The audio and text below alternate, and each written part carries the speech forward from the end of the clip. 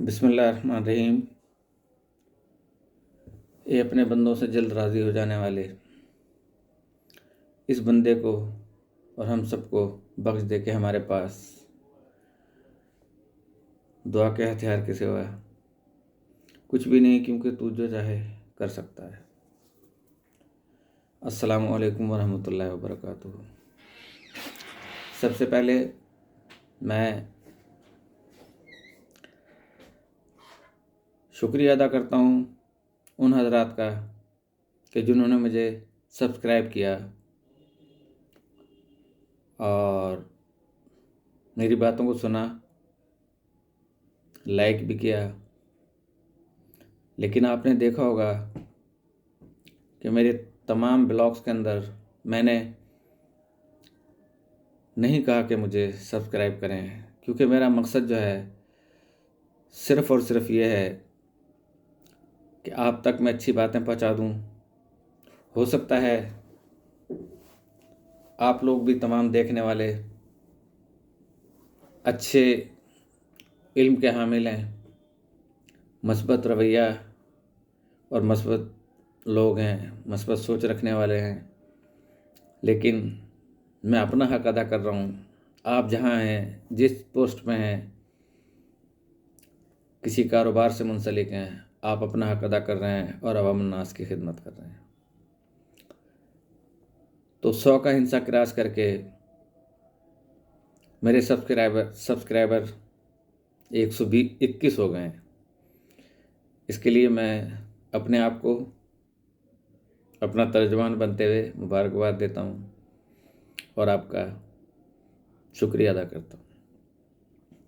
جلدی سے، اب میری عادت نہیں ہے کہ میں بہت تیز بولوں، لیکن وقت کم ہوتا ہے ہر ایک کے پاس۔ میں بھی نہیں سنتا اتنی لمبی جو ہے نا ولاگس یا اس قسم کے پروگرام جو ہیں، لیکن انسان کی ترجیحات یا پرائرٹیز کے حساب سے جو ہے نا وہ اس کے اندر جاتا ہے۔ میرے ایک بہت عظیم المرتبہ دوست ہیں، میں نے 2 دن پہلے ایران کا ایک پروگرام کیا تھا، اس میں انہوں نے فرمایا تھا، حالانکہ میں نے یہ کہا تھا کہ یہ شیعہ اور سنی کی بات نہیں ہے، ایران کی جنگ آج کہاں ہے وہ جنگ؟ انڈرسٹینڈنگ سمجھنا چاہیے۔ لیکن ہمارے بہت پڑھے لکھے حضرات بھی جو ہے، جیسے کہ میں نے کہا تھا کہ وہ میڈیا کے اوپر جو ہے نا اچھالنا شروع کر دیتے ہیں، تو انہوں نے کہا کہ شیعہ علماء کی خاموشی بھی ایک سوالیہ نشان ہے، مفہوم یہی نکلتا ہے۔ تو میں نے کہا تھا کہ یہاں شیعہ سنی کی تو بات ہی نہیں ہے۔ اگر سعودی عرب بھی یہ کرتا ہے تو اہل تشیع کو نہیں بولتے، نہ اہل سنت بولتے۔ پاکستان میں سے کس نے مذمت کی؟ اسلامی ممالک میں سے کس نے مذمت کی؟ سب نے ملانے کی بات کی۔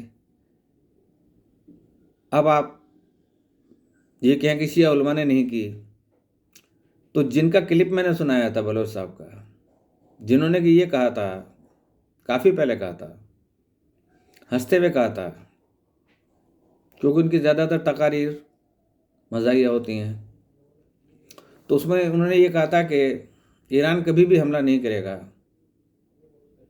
کبھی بھی حملہ نہیں کرے گا، کبھی بھی حملہ نہیں کرے گا، کیونکہ میں نے وہاں اپنے بلوچ بٹھا رکھے ہیں، وہ ایرانیوں کی نیند حرام کر دیں گے۔ اب کڑی آپ ملا لیں، انہوں نے کہا تھا کہ میں نے اپنے بلوچ چھوڑے ہوئے ہیں کہ جو ان کی راتوں کی نیند حرام کر دیں گے۔ وہی لوگ جو راتوں کی نیند حرام کر رہے تھے، اسی پہ پاکستان آرمی نے حملہ کر دیا اور کئی دہشت گرد اس میں مارے گئے۔ تو اب آپ دیکھیں کہ کون کر رہا ہے اور اس کا بینیفیشری کون ہے۔ انہوں نے مذمت کی تو کیا کی؟ یہ تو پہلے کی تقریر تھی نا۔ تو یہ صرف ہم میں سے کوئی سنی نہیں ہے، کوئی شیعہ نہیں ہے۔ اللہ تعالیٰ کے نزدیک دین ایک پسندیدہ، یعنی ان کا اسلام ہے، اور ہم بھی اسلام سے محبت کرتے ہیں اور دین خداوندی پہ چلتے ہیں، نبی کریم صلی اللہ علیہ وسلم کی شریعت پر عمل پیدا ہوتے ہیں۔ ایک صاحب نے مجھ سے کہا کہ آپ جو نسخے بتاتے ہیں تو ذرا لمبے نسخے بتائیں کہ جس میں جو ہے وہ ٹائم زیادہ لگے۔ ٹائم سے مراد یہ کہ کوئی بڑا نسخہ جو ہے نا آپ دیں، لیکن میں انشاءاللہ اس کے لیے الگ پروگرام کروں گا اور مزید بھی کروں گا انشاءاللہ۔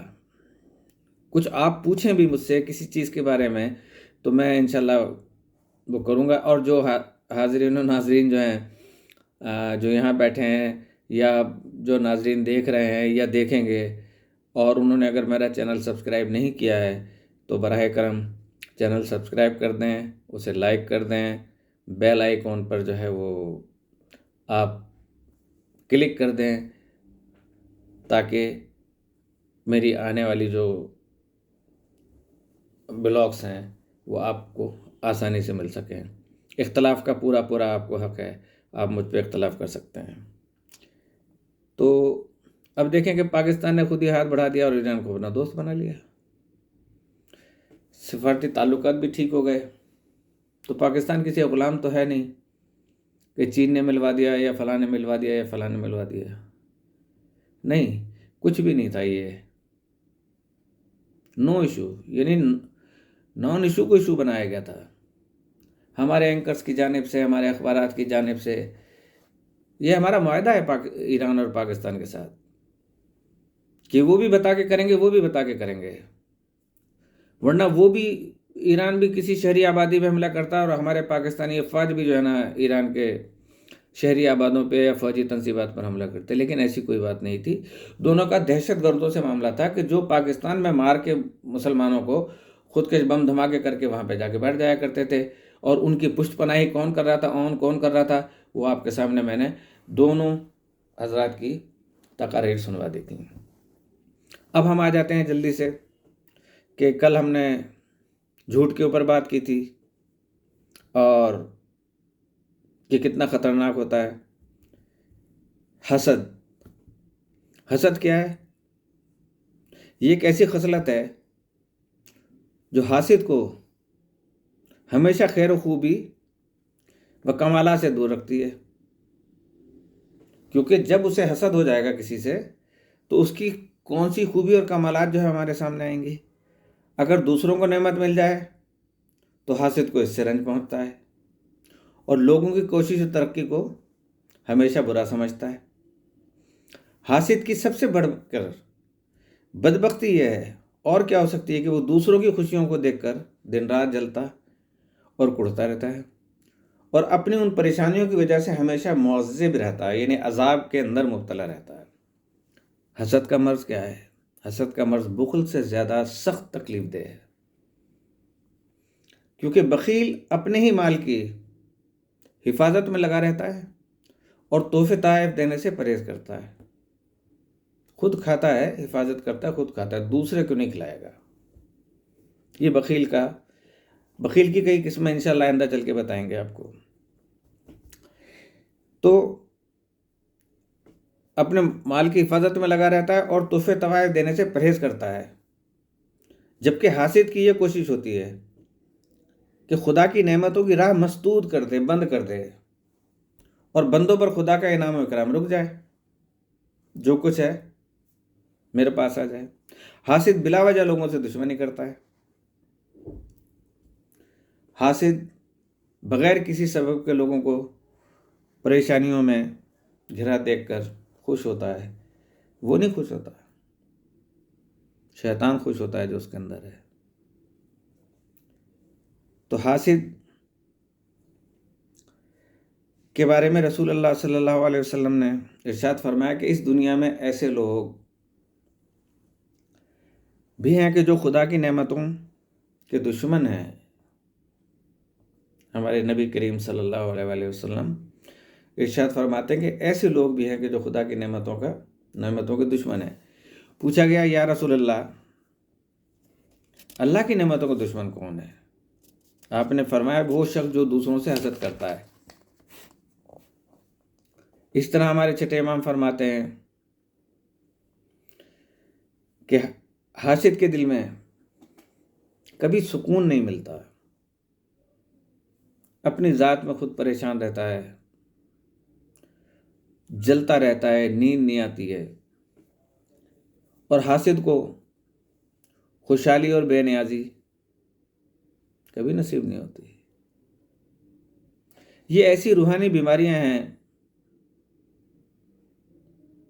رب ذوالجلال والاکرام کی قسم کھا کر میں کہتا ہوں کہ اگر انسان، کہ میں جن بیماریوں کا ذکر کر رہا ہوں آپ سے، اگر یہ اپنے اندر سے دور کر دیں تو یقین کریں تب آپ انسان کہلانے کے لائق ہوں گے، تب ہم انسان کہلانے کے لائق ہوں گے، ورنہ ہم تو آدمی ہیں۔ جیسے کہ علامہ اقبال نے کہا تھا کہ آدمی کو بھی میسر نہیں انسان ہونا۔ اگر کوئی بدتمیزی کرتا ہے، کچھ ہے، تو اس کو یہی کہا جاتا ہے نا کہ یار تم میں انسانیت بھی ہے، انسان کے بچے بنو۔ کسی نے کہا آدمی کے بچے بنو، یا تم میں آدمیت بھی ہے؟ نہیں کہا۔ آدمی کے اندر انسانیت ہوتی ہے جو کہ اس کے قول و فعل سے جو ہے وہ ظاہر ہوتی ہے۔ تو فرماتے ہیں کہ حاسد ہمیشہ بے سکون، پریشان اور فکر مند رہتا ہے اپنی ذات میں کہ آپ خوش کیوں ہیں، اور حاسد کے دل میں جو جان لیوا غم ہوتا ہے وہ اسی کی وجہ سے ہمیشہ مریض رہتا ہے۔ تو نمبر 5 پہ امام فرماتے ہیں کہ حسد جو ہے وہ انسان کے ایمان کو اس طرح کھا جاتا ہے جس طرح بھڑکتے ہوئے شعلے لکڑی کے ڈھیر کو خاک کر دیتے ہیں۔ اندازہ لگائیں، اللہ اکبر، کہ حاسد خود کچھ نہیں کرتا لیکن دوسروں کے نعمتیں ملنے سے اس پہ حسد کرتا ہے۔ کہ کسی شاعر نے کہا تھا کہ اپنے بے نور چراغوں کو ہوا دی جائے، نہیں سوری، اپنے بے نور چراغوں کو ضیاء دی جائے، نہ کہ ہمسائے کی قندیل بجھا دی جائے۔ آپ اپنے گھر بلب لگانے کی روشنی پیدا کرنے کی کوشش کرو، اپنے دن کو منور کرنے کی کوشش کرو، یہ نہیں کہ آپ دوسرے کے دل کو مردہ کر دو۔ تو آج میں اسی پہ اکتفا کرتا ہوں، اور ایک جلدی سے نسخہ لکھ لیں کہ وہ بالوں کے لیے، اور انشاءاللہ تعالیٰ 3 دن کے اندر آپ کو اس کا اثر دکھائی دے گا۔ میتھی دانہ 1 کپ، کسٹرائل ارنڈی کا تیل ہوتا ہے جسے کسٹرائل بھی کہتے ہیں، بچوں کو بھی پلایا جاتا ہے، اور زیتون کا تیل۔ تو فرائی پین میں آدھا کپ کسٹرائل، اب اس کو وزن میں آپ تول سکتے ہیں خود ہی کہ جب 1 کپ ہے اور آدھا کپ ہے تو آپ چاہے اگر ایک جو ہے وہ 200 گرام لے رہے ہیں تو دوسری چیز 100 گرام لے لیں۔ تو اسی طریقے سے میں مسئلہ حل کر دیتا ہوں کہ میتھی دانہ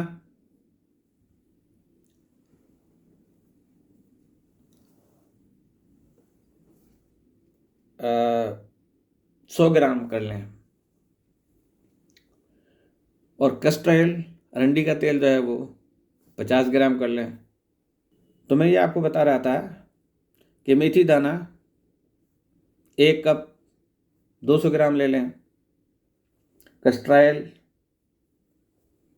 100 گرام لے لیں،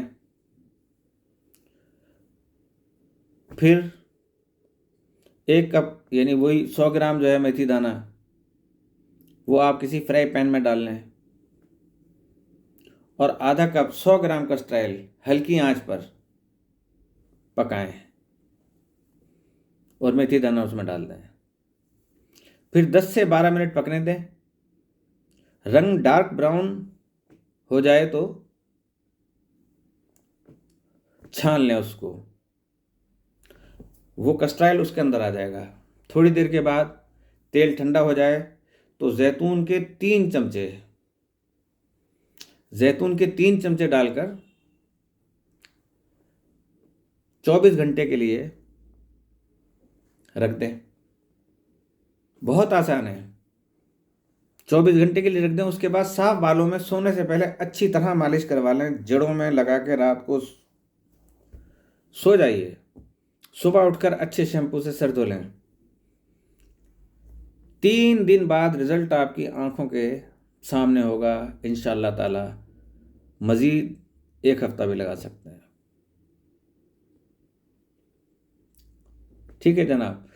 اور دوسرا یعنی پھر بتا دوں کہ 100 گرام میتھی دانہ، 50 گرام ارنڈی کا تیل یعنی کسٹر آئل، اور 3 چمچے زیتون کا تیل.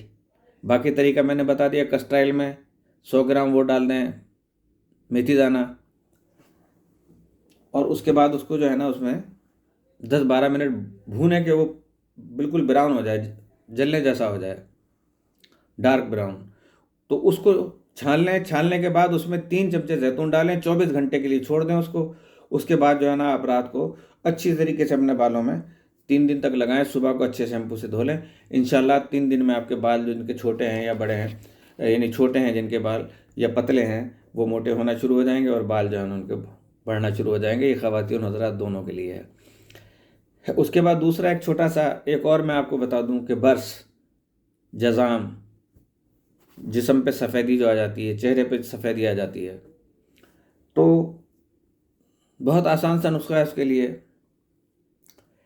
کہ خالص شہد اور پیاز کا پانی. خالص شہد گاؤں وغیرہ تو مل جاتا ہے، آپ منگا سکتے ہیں کہیں سے بھی. شہروں میں تو ملنا بہت دشوار ہے.